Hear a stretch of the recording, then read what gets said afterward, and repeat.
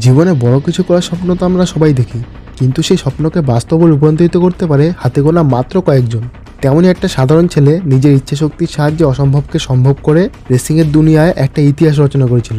তার জীবনের সেই সত্যি ঘটনা নিয়ে তৈরি আমাদের আজকের সিনেমা, যার নাম গ্র্যান টুরিসমো। 25 বছর আগে অর্থাৎ 1997 সালে একজন প্রাক্তন রেসিং ড্রাইভার কাজুনোরি ইয়ামাচি চেয়েছিলেন রেসিং যেন সবাই উপভোগ করতে পারে। তাই তিনি তৈরি করেন পৃথিবীর সবথেকে নিখুঁত রেসিং সিমুলেটর, যার নাম গ্র্যান টুরিসমো বা জিটি। রেসিং সিমুলেটর বলতে এমন এক ধরনের রেসিং গেমকে বোঝানো হয় যা বাস্তব পরিস্থিতির উপর ভিত্তি করে তৈরি করা হয়। মানে আসল রেসিং কার চালালে যেমন অনুভব হবে, এই গেম খেললে একই ধরনের অভিজ্ঞতা হয়। অল্প সময়ের মধ্যেই এই গ্র্যান টুরিসমো গেমটা সারা পৃথিবীব্যাপী খুবই জনপ্রিয় হয়ে ওঠে। এরপর সিনেমার গল্পটা চলে আসে আরও কয়েক বছর পরের সময়ে ইংল্যান্ডের কার্ডিফ নামে একটা শহরে। এখানে দেখা যায় ইয়ান মার্টিনবরো নামে 19 বছরের একটা ছেলেকে। ছোটবেলা থেকে ইয়ানের স্বপ্ন হলো একজন বড় রেসার হওয়া, কিন্তু তার পরিবারের আর্থিক অবস্থা খুব একটা ভালো না হওয়ার কারণে সে কখনো রেসিং শেখার সুযোগ পায়নি।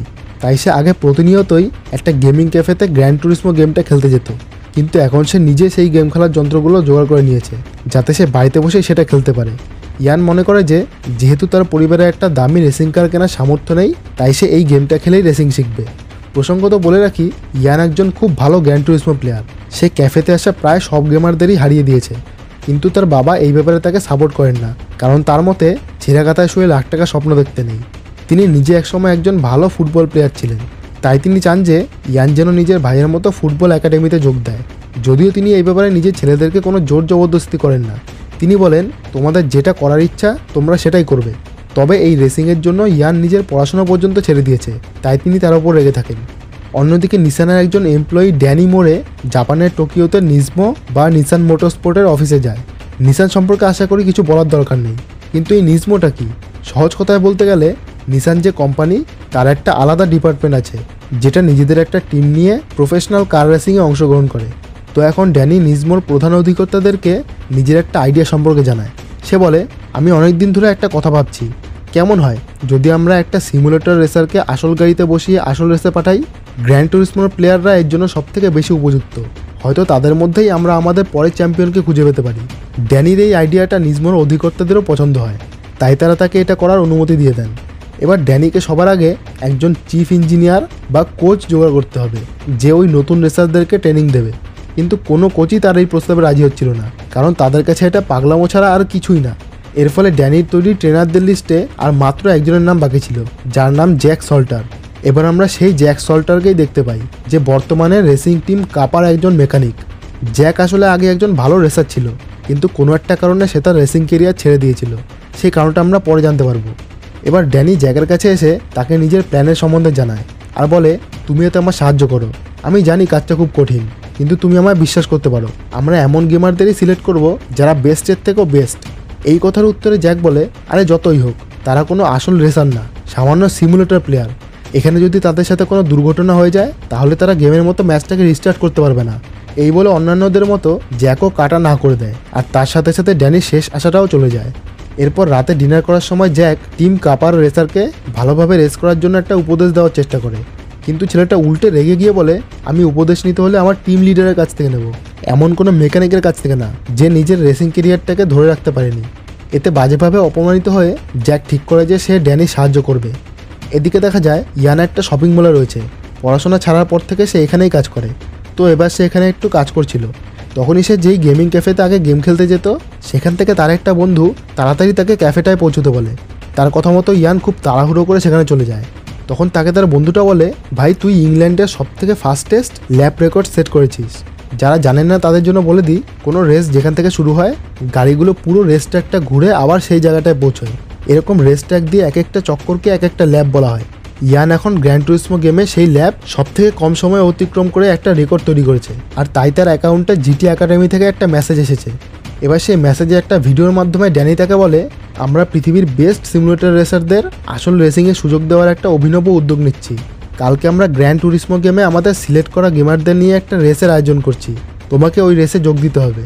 তুমি যদি রেসটা জিততে পারো, তাহলে তুমি আমাদের এই জিটি একাডেমিতে জয়েন হতে পারবে, যেখানে আমরা তোমাকে টিম নিসানের হয়ে রেস করার জন্য উপযুক্ত ট্রেনিং দেব।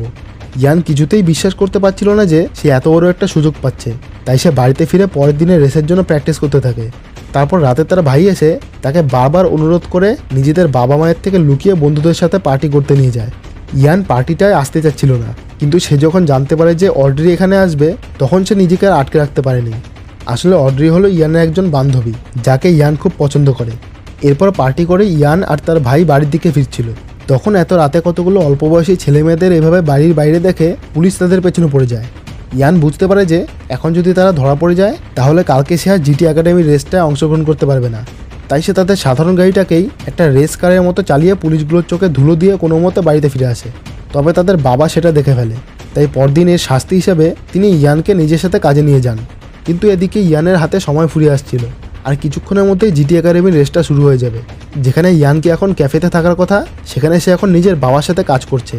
কিছুক্ষণ পর সে ওখান থেকে বেরিয়ে পড়ে ক্যাফেতে যাওয়ার জন্য, কারণ রেসটা শুরু হতে আর মাত্র 10 মিনিট বাকি ছিল। তাই সে তাড়াহুড়ো করে সাইকেল চালিয়ে রেসটা শুরু হওয়ার মাত্র 2-1 সেকেন্ড আগে ক্যাফেটায় পৌঁছে যায়, আর একদম ঠিক সময় মতো রেসটায় ঢুকে পড়ে। এই রেসে রয়েছে ইয়ান সহ ইউরোপের মোট 20 জন বেস্ট জিটি প্লেয়ার। ইয়ান একের পর এক সেই প্লেয়ারদেরকে পেছনে ফেলে এগিয়ে যেতে থাকে। সে যে হন্তদন্ত হয়ে এসছে, স্টিয়ারিং হাতে পাওয়ার পর তার সব ক্লান্তি যেন নিমেষের মধ্যে দূর হয়ে গেছে। এভাবেই সে বাকি সবকটা গাড়ি অতিক্রম করে শেষে রেসটা জিতে যায়। মানে সে এখন জিটি একাডেমিতে ভর্তি হতে পারবে। তাই সে বাড়িতে ফেরার পর সেখানে যাওয়ার জন্য তৈরি হতে থাকে। তার বাবা তাকে আটকানোর চেষ্টা করেন, কারণ তিনি মনে করেন যে এই একাডেমিটা ফ্রড। এমনটা কখনো হয়নি যে কোনো গেমারকে আসল রেসে পাঠানো হচ্ছে। তবে ইয়ান তার কোনো কথাতেই কান দেয় না। সে জিটি একাডেমিতে চলে যায়, যেটা অবস্থিত ইংল্যান্ডের সিলভারস্টোন নামে একটা শহরে। এখানে পুরো পৃথিবীর নানান প্রান্ত থেকে মোট 10 জন বেস্ট জিটি প্লেয়ার এসেছে। এদের মধ্যে থেকে যে কোনো একজন টিম নিশানের হয়ে রেস করবে। এবার জ্যাক এই 10 জনকে ট্রেনিং দিতে শুরু করে। এদের সবার কাছে এটা নতুন একটা অভিজ্ঞতা। প্রথমবার এরা কোনো গেমে না, বাস্তব জীবনে রেসিং কার চালাচ্ছে। প্রথম দিকে সবার একটু অসুবিধা হলেও পরে তারা জ্যাকের কঠোর ট্রেনিংয়ের জন্য ধীরে ধীরে শিখতে থাকে। এদের মধ্যে সবথেকে ভালো করছিল ইয়ান, ম্যাটি আর অ্যান্টোনিও। ট্রেনিংয়ের পাশাপাশি সবার ইন্টারভিউও নেওয়া হচ্ছিল, কিন্তু বাকিরা ভালোভাবে ইন্টারভিউ দিতে পারলেও ইয়ান ক্যামেরার সামনে আসলে ঠিকভাবে কথা বলতে পারছিল না। এভাবেই দিনের পর দিন চলতে থাকে। আর এদের মধ্যে যারা কোনো ভুল করে বা যাদের কেলোকৃতি দেখে মনে হয় যে তারা রেস করতে পারবে না, তাদেরকে জ্যাক এক এক করে একাডেমি থেকে বের করতে থাকে। এরকমই একদিনেই কন্টেস্ট্যান্টদের মধ্যে রেস হচ্ছিল। তখন ইয়ান ম্যাটিকে ওভারটেক করতে গিয়ে নিজের গাড়ির কন্ট্রোল হারিয়ে ফেলে, আর পাশে রাখা কতগুলো টায়ারের মধ্যে গিয়ে ধাক্কা খায়। এর জন্য জ্যাক তার উপর রেগে যায়। সে বলে, তোমার ওখানে ব্রেক লাগানো উচিত ছিল, এখন তো কোনো দুর্ঘটনা ঘটতে পারতো। ইয়ান তাকে বোঝানোর চেষ্টা করে যে সে ব্রেক লাগিয়েছিল, কিন্তু সেটা কাজ করেনি। এমনকি গ্র্যান্ড টুরিসমো খেলার এত বছরের অভিজ্ঞতার ভিত্তিতে সেটাও বলে দেয় যে ব্রেকে কী সমস্যা হয়েছিল। কিন্তু জ্যাক তার কথা বিশ্বাস না করে তাকেও একাডেমি থেকে বের করার সিদ্ধান্ত নেয়। এরপর জ্যাক একাডেমির রেস ট্র্যাকের কাছে ঘোরাঘুরি করছিল। তখন একজন মেকানিক এসে তাকে জানায় যে ইয়ান ঠিক কথাই বলছিল, গাড়িটার ব্রেকে সত্যি গন্ডগোল আছে। এই কথা শুনে জ্যাক ইয়ানের স্কিলের ওপর ইমপ্রেস হয়ে যায়। তাই সে নিজের সিদ্ধান্ত বদলে ফেলে আর ইয়ানের কাছে গিয়ে তাকে বলে, আমি তোমাকে আরেকটা সুযোগ দিচ্ছি, কালকে তোমাদের ফাইনাল রেসের জন্য তৈরি থেকো, তুমি একাডেমি থেকে বেরোচ্ছ না। এটা শুনে তো ইয়ান পুরো আনন্দে লাফালাফি শুরু করে দেয়। পরদিন সেই সময় চলে আসে যার জন্য সবাই এতদিন ধরে অপেক্ষা করছিল। এই ফাইনাল রেসে থাকবে 5 জন রেসার, যারা এখনও পর্যন্ত টিকে রয়েছে। এই রেসে যে জিতবে সেই হয়ে যাবে এই জিটি একাডেমির চ্যাম্পিয়ন। এবার রেসটা শুরু হয়, আর ইয়ান কিছুক্ষণের মধ্যেই 2 জনকে টপকে তৃতীয় স্থানে চলে আসে। তার সামনে এখন আরও 2 জন রয়েছে, ম্যাটি আর অ্যান্টোনিও। অনেকক্ষণ ধরে চেষ্টার পর সে অ্যান্টোনিওকেও পেছনে ফেলে দ্বিতীয় স্থানে পৌঁছে যায়। এবার চলে আসে ফাইনাল ল্যাপ। এখন আর শুধু ম্যাটিকে পার করা বাকি। তাই ইয়ান নিজের গাড়ির স্পিড আরও বাড়িয়ে দেয় আর ম্যাটিকেও পেছনে ফেলে প্রথম স্থানে চলে আসে।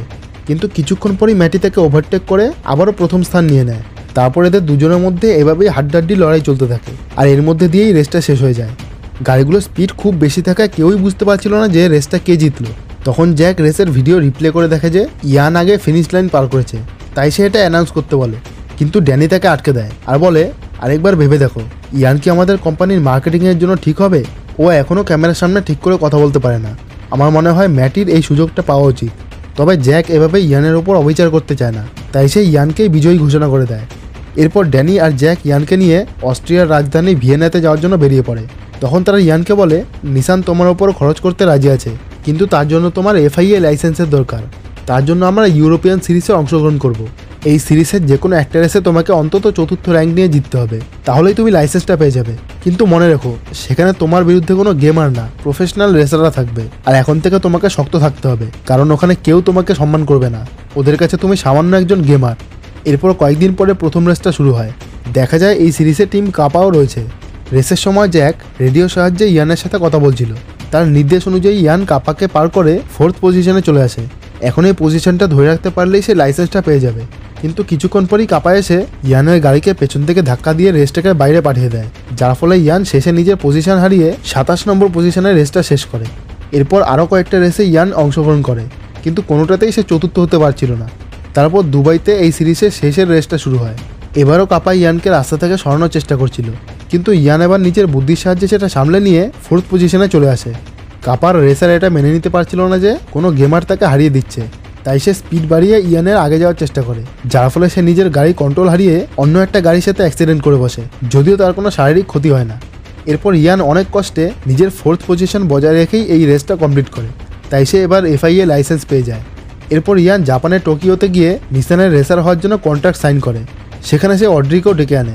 তারপর তারা দুজন টোকিও শহরটা ঘুরে নিজেদের মধ্যে আলাদা সময় কাটায়। তখন রাস্তায় ঘুরতে ঘুরতে ইয়ান একটা দোকানের মধ্যে কয়েকটা মিউজিক প্লেয়ার লক্ষ্য করে। তার মনে পড়ে যে জ্যাক মিউজিক শুনতে খুব ভালোবাসে, তাই ইয়ান তাকে গিফট করার জন্য ওখান থেকে একটা মিউজিক প্লেয়ার কিনে নেয়। এরপর একদিন জার্মানির নারবার্গরিং রেসট্র্যাকে একটা রেস ছিল। এটাকে বলা হয় পৃথিবীর সবথেকে কঠিন আর ভয়ানক রেস ট্র্যাক। ইয়ানও এই রেসে রয়েছে। সে রেসে যাওয়ার আগে ওই মিউজিক প্লেয়ারটা গিফট প্যাক করে জ্যাককে দেয় আর বলে এটা পরে খুলে দেখো। ইয়ানের মায়ের সাথে তার বাবাও এই রেসটা দেখার জন্য টিভির সামনে বসেন। যিনি এতদিন নিজের ছেলের রেসিংয়ের স্বপ্নকে পাগলামো মনে করতেন, এখন সেই ছেলের জন্যই তার বুক গর্বে ফুলে উঠছে। এবার রেসটা শুরু হয়। ইয়ান এইবারও খুব ভালো করছিল। সে ফুল স্পিডে একটার পর একটা গাড়ি পার করে 2nd পজিশনে চলে আসে, কিন্তু সে হয়তো ভুলে গিয়েছিল যে এটা পৃথিবীর সবথেকে ভয়ানক রেস ট্র্যাক। কিছুক্ষণ পরই তার সামনে একটা উঁচু জায়গা আসে। যেহেতু তার গতি খুব বেশি ছিল, তাই গাড়িটা পুরো উল্টে যায় আর একটা খেলনার মতো অনেকটা দূরে ছিটকে গিয়ে তার মারাত্মক একটা অ্যাক্সিডেন্ট হয়ে যায়। হঠাৎ এত বড় একটা দুর্ঘটনা দেখে জ্যাক আর ড্যানি সহ বাকি সবারও মাথায় হাত। ইয়ানের বাবা মাও নিজেদের ছেলের এমন মর্মান্তিক অ্যাক্সিডেন্ট দেখে পুরো হতভম্ব হয়ে যায়। দেখা যায় প্রচুর আঘাত লাগার ফলে ইয়ান অজ্ঞান হয়ে গেছে, তাই তাকে তাড়াতাড়ি হেলিকপ্টারে করে হসপিটালে নিয়ে যাওয়া হয়। এরপর ইয়ানের জ্ঞান ফিরলে সে জ্যাককে সবার আগে জিজ্ঞেস করে যে কারো কোনো ক্ষতি হয়নি তো। জ্যাক তাকে জানায় যে একজন দর্শক মারা গিয়েছে। এই কথা শুনে ইয়ান খুব ভেঙে পড়ে, কারণ তার ভুলের জন্যই একজন নিষ্পাপ মানুষ আজকে মারা গিয়েছে। ইয়ানের বাড়ি থেকে বারবার ফোন আসছিল, কিন্তু ইয়ান সেই ফোন ওঠায় না। সে কোন মুখে নিজের বাবা মায়ের সাথে কথা বলবে? এদিকে নিসানের তরফ থেকে ড্যানি মিডিয়ার মাধ্যমে মৃতের পরিবারের কাছে ক্ষমা চায়। এবার জ্যাক নিজের রুমে যাওয়ার পর ইয়ানের দেওয়া সেই গিফটটা দেখতে পায়। তা দেখে তার চোখে প্রায় জল চলে আসে। তাই সে কিছুক্ষণ পর ইয়ানকে ডেকে নিজের সাথে সেই অ্যাক্সিডেন্টের জায়গায় নিয়ে যায়। তারপর তাকে বলে, তুমি জানো আমি রেসিং কেন ছেড়েছিলাম? আমারও একটা বড় অ্যাক্সিডেন্ট হয়েছিল, যাতে একজন মারা গিয়েছিল। সেই অনুশোচনায় আমি তারপর থেকে আর কখনো রেসিং কার চালাইনি। তা করে আমি এটা জানার সুযোগ হারিয়ে ফেলেছি যে আমি কত ভালো একজন রেসার হতে পারতাম। তুমিও সেই একই ভুল করো না। এবার জ্যাক ইয়ানকে গাড়ির চাবিটা দিয়ে বলে আরও একবার এই রেসটাকে গাড়ি চালিয়ে নিজের মনের ভয়টা কাটাতে। তার কথায় প্রভাবিত হয়ে ইয়ান নিজের ওপর আবার আত্মবিশ্বাস ফিরে পায়। তবে এরপর ড্যানি ইয়ানকে বলে, কাপা সহ আরও কয়েকটা টিম তোমার বিরুদ্ধে রুখে দাঁড়িয়েছে।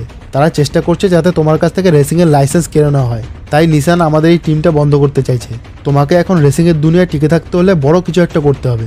কয়েকদিন পর ফ্রান্সের লিমান্সে রেস রয়েছে। এটা পৃথিবীর সবথেকে কঠিন রেস, কারণ এই রেসটা টানা 24 ঘন্টা ধরে চলবে। এই রেসে জিততে পারলে তোমার নাম রেসিংয়ের ইতিহাসে খোদাই হয়ে যাবে, তোমাকে সবাই চিনবে। কিন্তু এটা খুব একটা সহজ হবে না। জ্যাক বলে, এই রেসটা তোমার জীবনের সবথেকে বড় পরীক্ষা হতে চলেছে। আমার অ্যাক্সিডেন্টটা এই রেস থেকেই হয়েছিল, তাই নিজের মনের জোর বাড়িয়ে নাও। এরপর ড্যানি ম্যাটি আর অ্যান্টোনিওকে এখানে ডেকে আনে। লিমান্সে রেস করার জন্য টিমের প্রধান রেসার ছাড়া আরও 2জন রেসারের দরকার, যারা আলাদা আলাদা শিফটে রেস করবে, কারণ একা কারোর পক্ষেই 24 ঘন্টায় রেস করা সম্ভব নয়। ম্যাটি আর অ্যান্টোনিওকে সেই 2জন রেসার হিসাবে এখানে ডেকে আনা হয়েছে। কয়েকদিন পর সেই দিনটা চলে আসে যেদিন ইয়ান তার রেসিং ক্যারিয়ারে সবথেকে বড় পরীক্ষা দিতে চলেছে। বাকি সব রেসারদের মতো সেও তৈরি হচ্ছিল। তখন তার বাবা এখানে চলে আসে। তিনি ইয়ানকে বলেন, আমি তোকে রেসিংয়ের জন্য কখনো সাপোর্ট করিনি, কারণ আমার ভয় থাকতো যে যদি তোর কোনো ক্ষতি হয়ে যায়, কিন্তু এখন থেকে আমি সবসময় তোর পাশে থাকবো। তুই যেমন আমার কাছে নিজেকে প্রমাণ করে গর্বে আমার বুক ভরিয়ে দিয়েছিস, তেমনই সবাইকে দেখিয়ে দে যে তুই কি করতে পারিস। এরপর জ্যাক আর ড্যানি ইয়ান, ম্যাটি আর অ্যান্টোনিওকে বলে, রেসটা আজকে দুপুর 3টে থেকে কালকে দুপুর 3টে পর্যন্ত টানা চলবে। তোমরা এক একজন 3 ঘন্টা করে রেস করবে। মানে প্রথমজন 3 ঘন্টা রেস করার পর দ্বিতীয়জন যাবে, দ্বিতীয়জন আসলে তৃতীয়জন যাবে, তৃতীয়জন আসলে আবার প্রথমজন যাবে।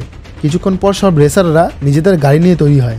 তারপর এখানে নিয়ম অনুযায়ী পুরো স্টেডিয়াম জুড়ে সবাই ফ্রান্সের জাতীয় সঙ্গীত গাওয়ার পর কয়েকজন সৈনিক হেলিকপ্টার থেকে নেমে এই রেসের জন্য অনুমতি দেয়।